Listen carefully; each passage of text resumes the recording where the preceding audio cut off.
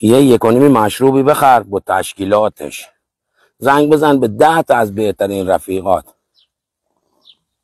از او 10 تا و هیچیش که نیاد 8 تاش میاد، همو 8 تا و 1-2 تا هم همراهشون میارن. خلاصه میشینن و پیک دوم سومی کتکولی باز میکنن و تموم میشه. فردا شب زنگ بزن به همو 10 نفر، بگو ماشینم پنچر شده، زاپاس هم ندارم. یکیش میگه دارم میرم بیمارستان، یکیش میگه تو حمومم، یکیش هم الکی میگه الو الو صدای من میاد، الو الو صدات نمیاد. یکیش هم میاد. نگاه دورت بگردم، اون یکی که میاد رو سرت نگه دار، دورش بگرد. بقیهش الکی هم الکشون کن. دورت بگردم.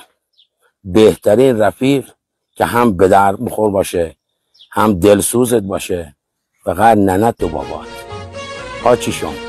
ها